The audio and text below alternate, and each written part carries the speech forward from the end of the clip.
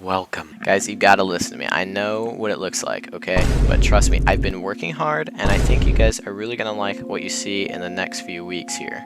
So you clicked on this video if you're also having trouble with Minecraft's pathfinding system. Well, luckily for you, I spent the last week or so making this data pack. So Minecraft pathfinding is pretty bad as it is. For map makers, if we want to make custom pathfinding, usually what we do is we'll use a wandering trader. This is because with wandering traders, you can actually set a coordinate for it to wander to, called its wander target. This is pretty useful because it's really simple. You can do it in just a command or two and get a wandering trader from point A to point B, basically. This doesn't have a very large distance, and also it gets confused very easily. If I take this wandering trader here and I tell it to pathfind to this point here, it will get confused and walk straight into this corner. And don't get me wrong, it's actually pretty good if you just want to do simple pathfinding, but otherwise it kind of sucks. Basically, if you're looking to do pathfinding over a large scale, there's something really easily accessible. Like if you wanted to have a villager pathfind through a house, it would probably get very confused around certain corners and going through certain rooms. But that's why I developed this data pack. Now this data pack is very convenient for the purposes that I need it for, but I thought it was a neat little tool to kind of just have out there if you also needed something similar. So I'll just quickly demo how it works. Basically, you take a starting point, so let's say this is my starting point, and you just take an ending point. Let's say this is my ending point here. So that's my starting point, that's my ending point, and I have this little kind of maze set up.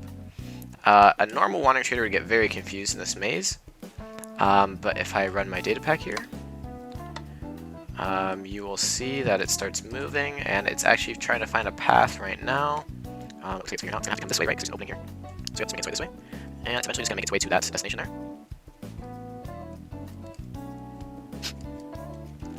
There we go, and it's there at the destination. Okay, cool. So this is pretty cool because I could literally pick any destination point I want, and the start will find a way to get there. Now, something else cool about this is that it can actually go up and down staircases.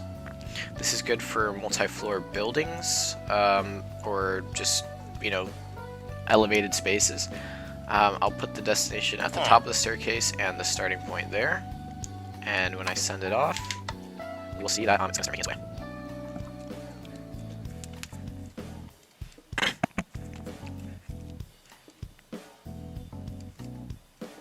And it's found its way to the staircase now, so let's see if it can go up the staircase. Yes, it can. There we go. Going up the staircase, and it's made it to its destination. Okay. It also works downstairs too. Okay, so how is this all accomplished? Well, let me set a new starting point, and let's do a new destination. You will see kind of how this all works. So let me start it.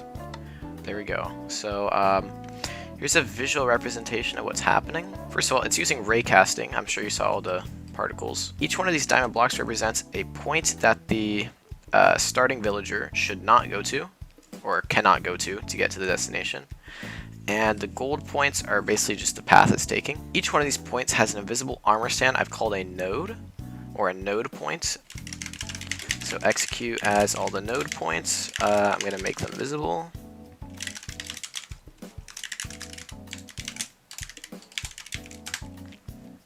Okay, now our node points are visible, so if I just set a starting point and a new destination,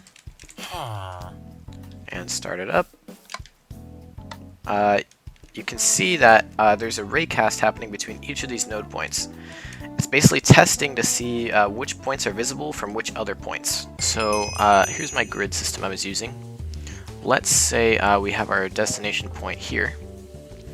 And I'll add a little D for destination, and let's say I have a starting point here, S. Okay, well first of all, this whole system relies on the premise that any starting point and any ending point I choose is visible from at least one node. So that's true, right? Because I can't really choose a point on this grid where you're not visible to at least one node. Like any point I choose, let's say here, that's visible to that node, and maybe that node, not really. But you can kind of see how any point I choose, you're going to be visible to at least one node. It's going to first test which nodes can see the destination. So there should be at least one. So it looks like maybe the one we're on, this one, and this one. These three nodes are then going to get a tag called ray success. and they're going to get a +1 score on a scoreboard. Next, it will arbitrarily choose a single successful node as the active node. Now what that means is of these 3 nodes that are successful, can successfully see the destination, it's going to choose one of them basically at random. Let's say it chooses this one, and this becomes the active node. So what then happens is it takes the other 2 nodes that did not get selected and removes their ray success tag and their 1 scoreboard score. But this active node keeps its +1 on the scoreboard. From there, we take all nodes and we see which nodes can see the active node. It looks like this one can see the active node and this one can see the active node. So 2 options here. And again, these are going to get the ray success tag. And this time it's going to add 1 to all the nodes with the ray success tag. This active node still has ray success tag, it hasn't been removed. So when it adds 1 to these, it's adding an additional 1 to the 1 score this one has, now it has 2. And it's going to do the thing where it selects a new active node at random. Let's say this one here. So then that means this node over here will lose its score.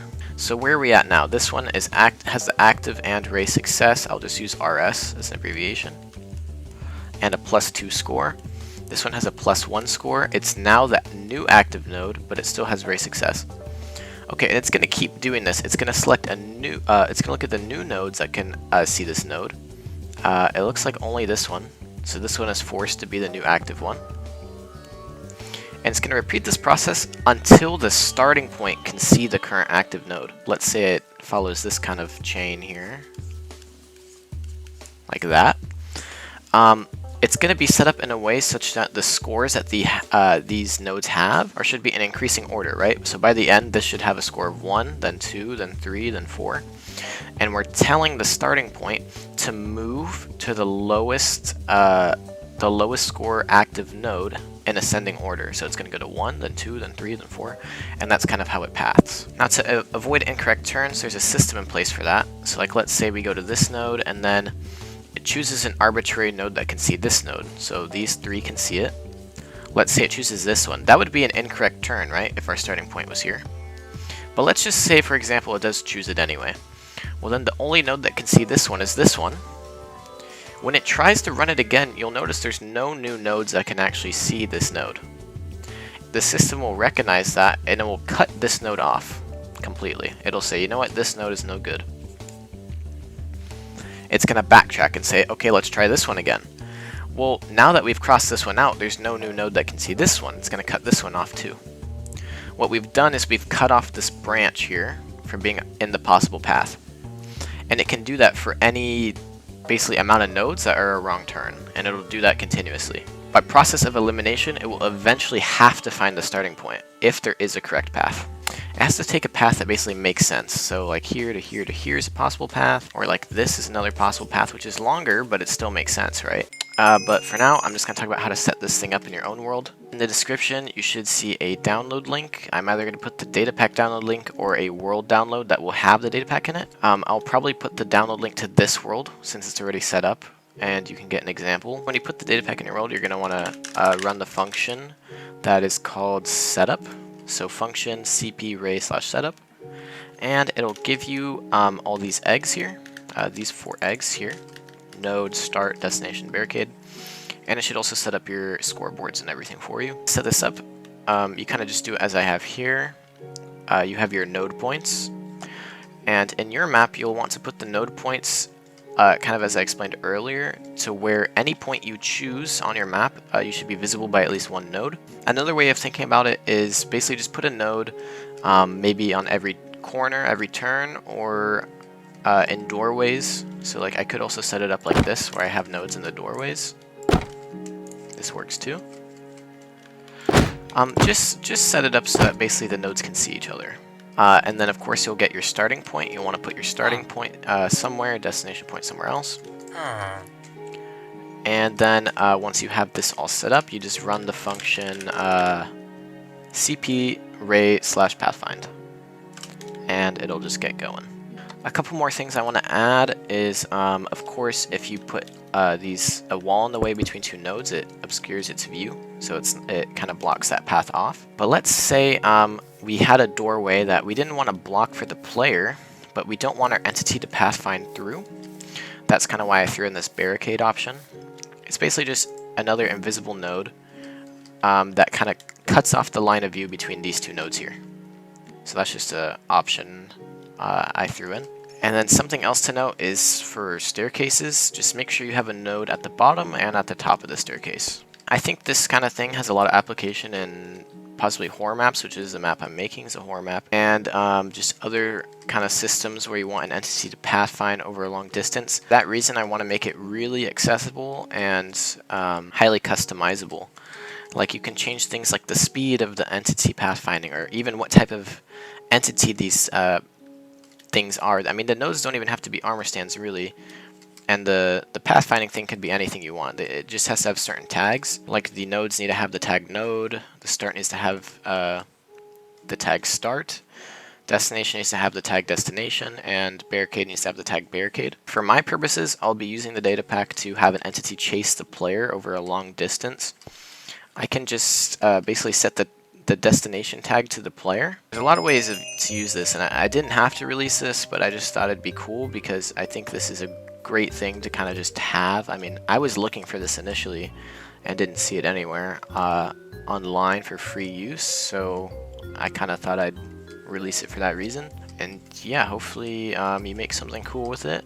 And if you have any questions, message me on Discord, of course, or leave a question in the comments, and I'll make sure to help you guys out. Peace!